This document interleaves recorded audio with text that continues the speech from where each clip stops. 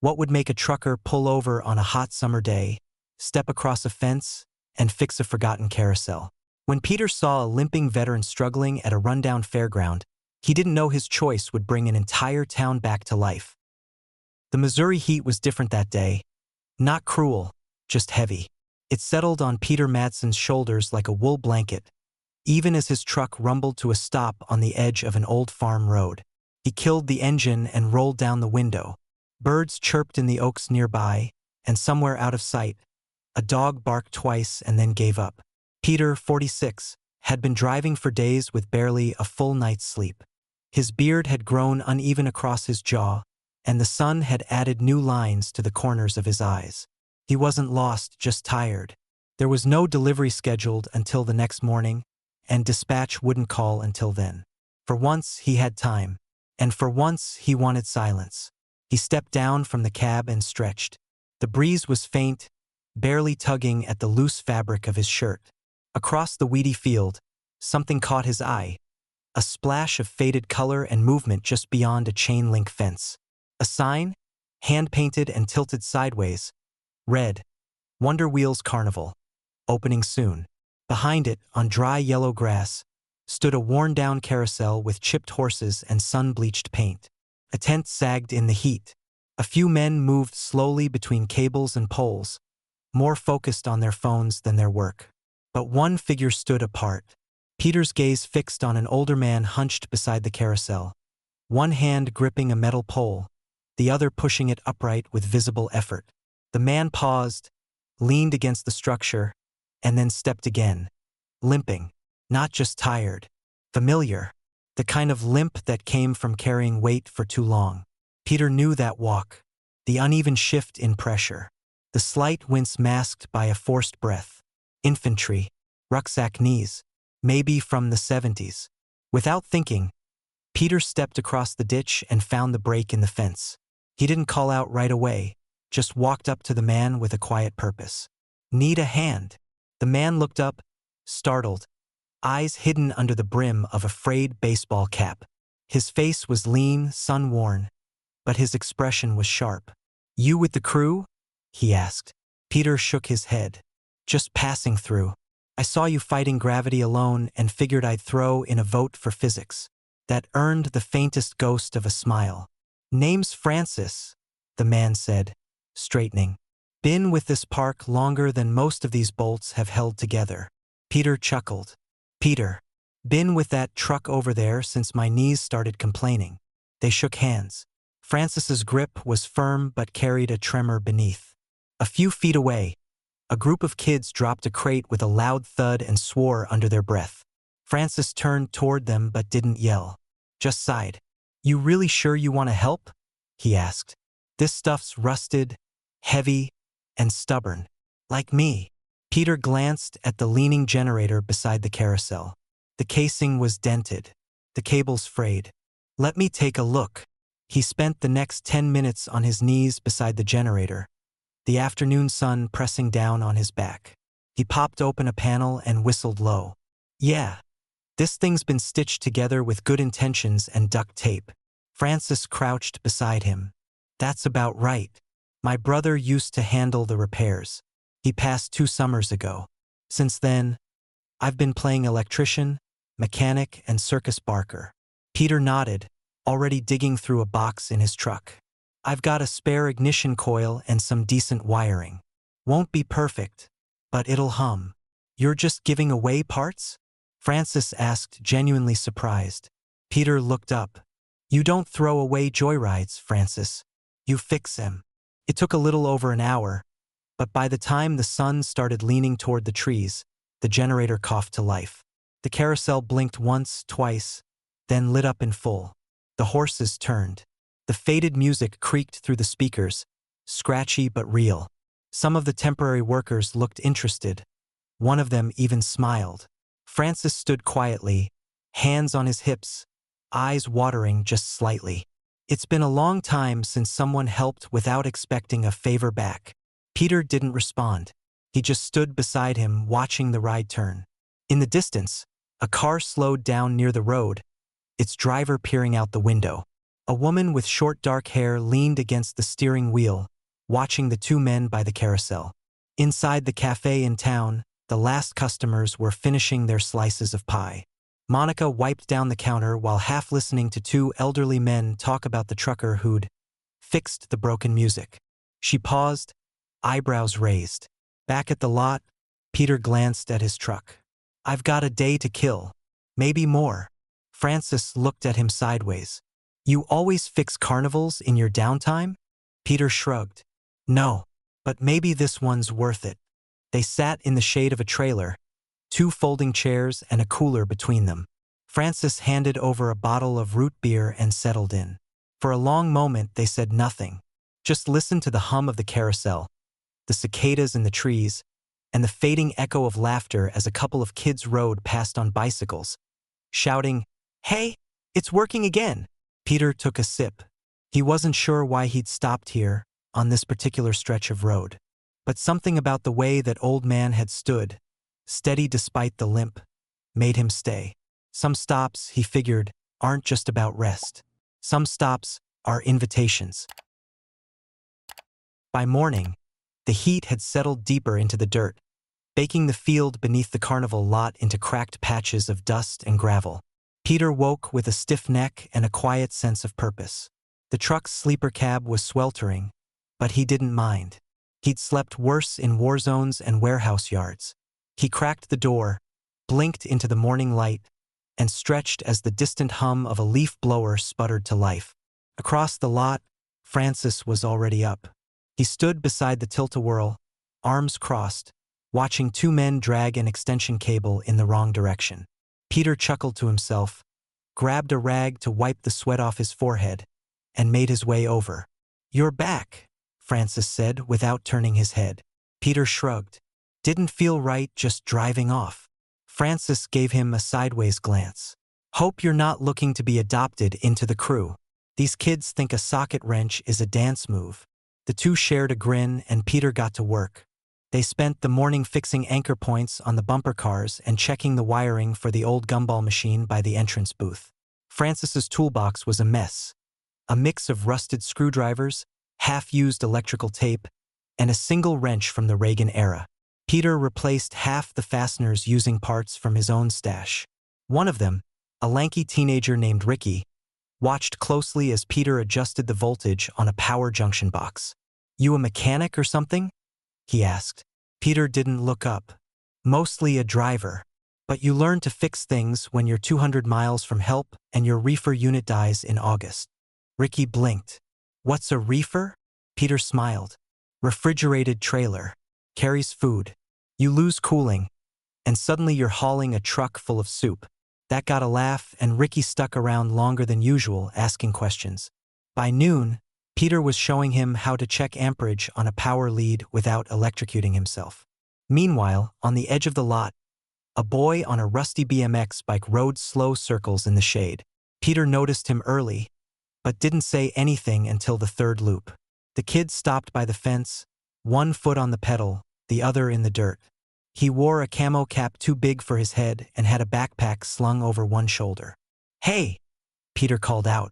"You lost or just casing the joint?" The boy grinned. "Just watching." Peter waved him over. "You want to watch up close? Grab that blue toolbox by the trailer and bring it here." The kid hesitated, then pedaled over, dropped the kickstand, and did as told. He knelt beside Peter as he unscrewed a corroded panel on the carousel's control box. "What's your name?" Peter asked. "Dylan. You from around here?" "Yeah. My mom runs the vet clinic near the church. My dad's overseas." Peter glanced at him. "Military?" Dylan nodded. "Air Force. He's in Qatar." Peter paused, then handed Dylan a socket wrench. "Here, hold this tight while I torque this screw. You ever ride this carousel when you were younger?" "Yeah. Used to come with my dad when I was little. Before it got all busted." Peter looked around. "Still got good bones." Dylan was quiet for a moment. "Why were you helping?" Peter shrugged. "Because someone should." That afternoon, Monica finally arrived. She parked by the fence and watched from a distance as Peter hoisted a box of light bulbs onto the roof of the ticket booth.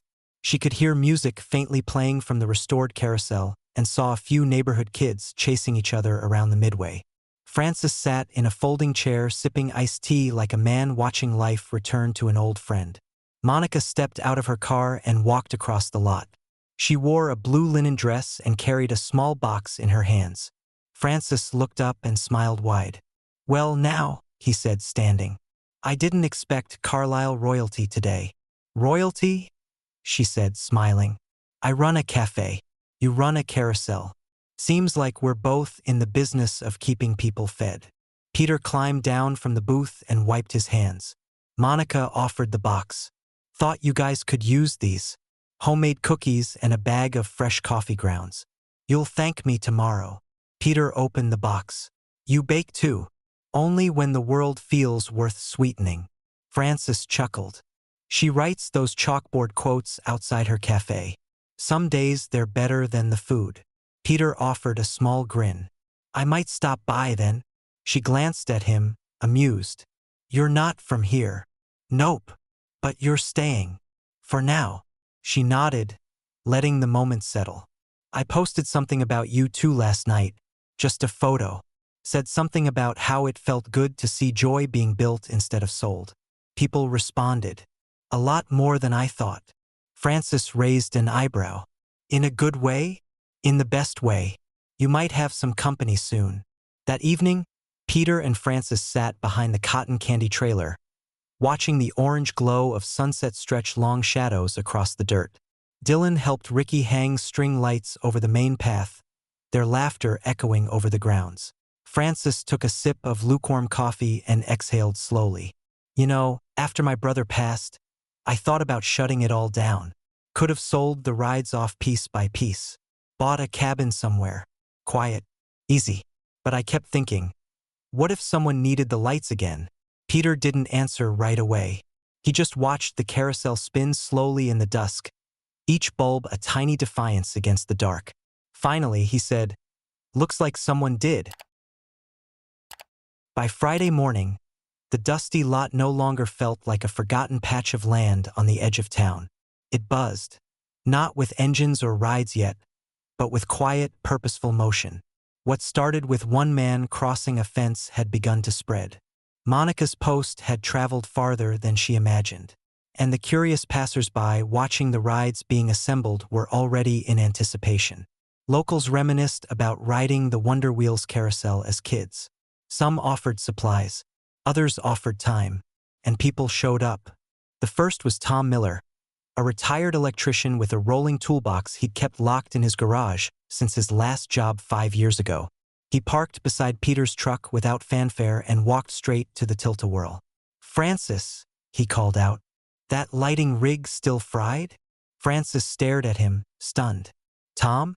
I thought you moved to Kansas." "I did. Then I didn't. Figured I'd put my hands to use before they stiffen up for good." He didn't wait for a response. Just cracked open the access panel and got to work. By midday, 2 more men arrived, both in their 50s. One brought a pressure washer. The other came with a box full of tarps, zip ties, and lamps. Then a mother with 2 young boys showed up holding paintbrushes. Then a teacher on summer break.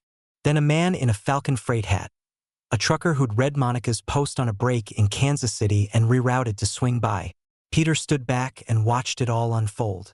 He hadn't asked for help. He hadn't expected it. But something had cracked open in the people of Carlisle. Not only nostalgia, but recognition. That the light from the carousel was more than a memory. It was a signal. Dylan, paint on his shirt and dirt on his cheeks, was everywhere at once. He organized a group of teens to repaint the ticket booth, then helped string up more lights across the entrance. At one point, he sprinted to Peter, breathless. "Mr. Peter, the Ferris wheel won't spin. The axle's locked." Peter followed him, kneeling beside the rusted joint, nodding slowly. "She's not broken, just forgotten. Let's wake her up." They worked side by side, Dylan passing tools, asking questions, learning not just the what but the why. Peter didn't talk much about himself, but when Dylan asked about the war, Peter simply said, You learn to look out for the guy beside you. That doesn't change when you leave.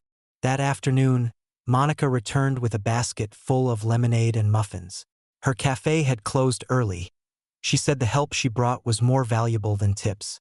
As she handed out cups, she caught Peter standing alone near the carousel. "Pretty soon you'll be out of things to fix," she said, handing him a cold drink. Peter nodded. "Maybe. You think you'll stay until the opening?" He shrugged. "Not sure yet. I don't usually plan that far ahead." Monica watched the scene unfolding around them. The painters, the welders, the kids sweeping sawdust from the walkways. "Well, the town's already planning around you, whether you stay or not." Peter looked down at the lemonade in his hand, thoughtful. "It's not me. It's the spark. I just struck it." Monica smiled. "Sometimes that's all it takes." As the sun dipped below the hills that night, the lot shimmered. Strings of lights cast a soft glow over the booths. The carousel was spotless. The gumball machine worked again. Hand-painted signs marked new game stalls. The once empty midway now held makeshift food carts, a dunk tank, and even an old popcorn machine that one trucker had hauled out of his sleeper cab. Peter stood with Francis near the edge of the lot, watching the scene. Francis held a hand over his mouth, his voice thick. "I thought we were dying, Pete. The park. Me. Everything." Peter said nothing, just kept his eyes forward. Francis continued softer. "After Ray, my brother, passed, I kept the wheels turning out of habit. I figured I'd keep going until the bolts flew off or I did. But I didn't expect this. I didn't expect people to remember." Peter finally turned toward him. "You gave people something when they were kids. They're just returning it now." Francis wiped his eyes quickly, like swatting a fly. "It's not just about rides. You know that, don't you?" Peter nodded. "Yeah, it's about belonging. About a place where people meet without needing to explain who they are." Later that night, Dylan sat beside Peter on the back steps of the ticket booth, watching the lights flicker and sway in the warm breeze. "My dad used to tell me that places don't matter. It's the people," Dylan said. Peter leaned back, arms resting on his knees. "That's true. But sometimes places hold the memory of people. Like anchors. You fix the place, you feel them again." Dylan nodded slowly. "I think he'd like this." Peter glanced at him. "I think he'd be proud of you." The boy's face lit up in the half-dark, but he didn't speak. From across the lot, Francis called out, "Peter, you better rest up. Tomorrow's the big day." Peter raised a hand. "Not sure I'm ready for a parade." "You don't have to be," Francis said. "Just show up. That's all you've been doing, and it's been enough." Peter smiled faintly. Then he looked out over the field, once silent, now humming with quiet joy. The town had heard the music again. Not just from the rides, but from something deeper, the rhythm of people showing up, unasked and unpaid, just to help something shine again. And the real ride, he thought, was only beginning. The morning air was cooler than expected. After a week under an unforgiving sun, Saturday brought a soft breeze and a sky streaked with cotton clouds, as if even the weather knew this day deserved something special. Peter was up early, as always, but not out of necessity. Today felt different, almost like those old small-town parade mornings, when waking up early was a choice, not a burden. He climbed down from his truck cab slowly, his body still remembering the bolts he'd tightened, the wires he'd reconnected, and the many small gestures that had built this week. Most notably, he felt an unexpected lightness. A few yards away, the lot that once looked forgotten now resembled a vibrant stage. The entrance banner, hand-painted by Dylan and his friends, proudly read, "Wonder Wheels Carnival. One more ride." Booths stood in neat, colorful rows. The carousel tent rippled in the breeze like a victory flag. And in the air was the smell of cotton candy, popcorn, and the gleeful shouting of kids running toward the gates before the rides even opened. Francis appeared in his old red carnival jacket, the same one he wore back when the park still thrived. His pants were still streaked with grease, but he looked different. Taller, brighter, alive. "Morning, soldier," he said with a crooked smile. "You're looking sharp today." I shined my shoes. First time in 4 years. Peter adjusted the collar of the cleanest shirt he had left and joined Francis as they walked between the booths. People came up constantly, children pulling their parents by the hand, grandparents posing for photos beside the revived shooting gallery, teenagers sharing soda and stories about the first time they'd ridden the magic horses.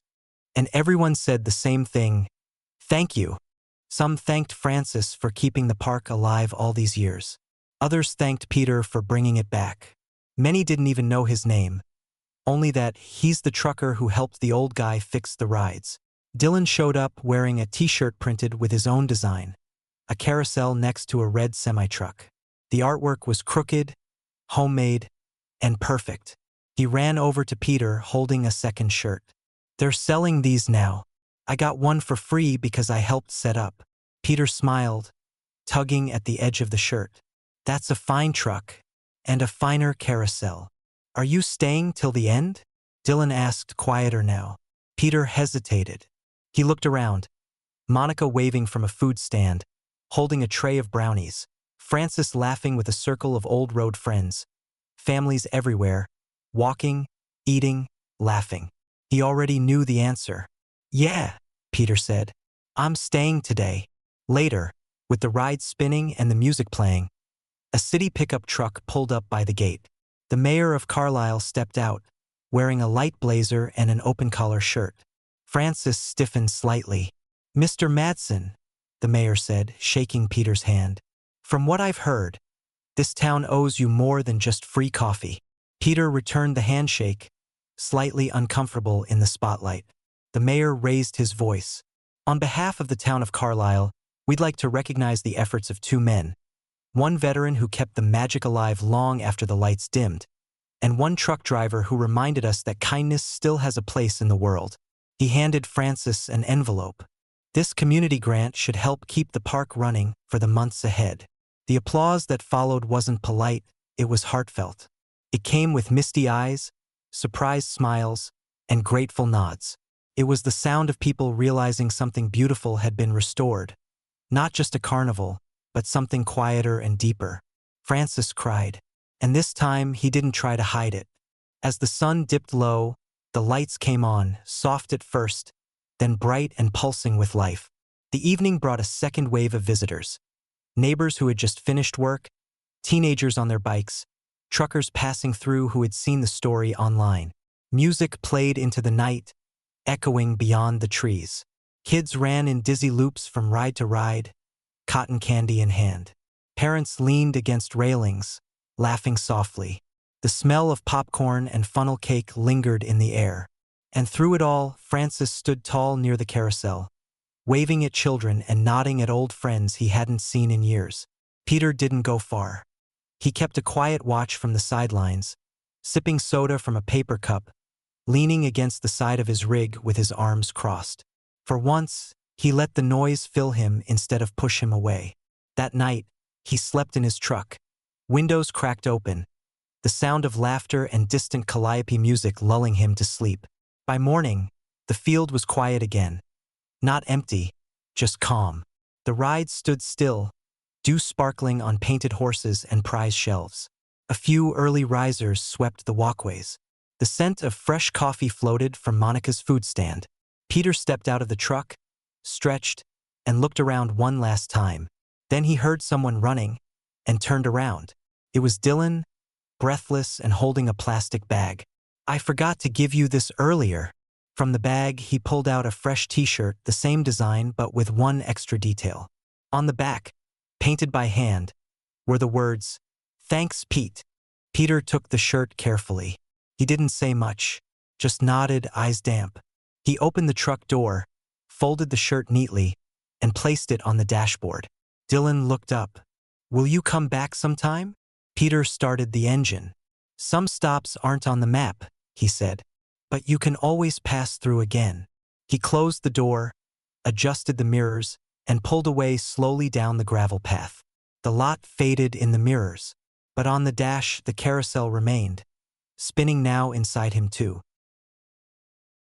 This story reminds us that some stops aren't planned, but sometimes they're exactly where you were meant to be. If you were in Peter's shoes, would you have stopped? Tell us in the comments, and don't forget to like, share, and subscribe to embrace the journey for more stories like this. See you in the next video.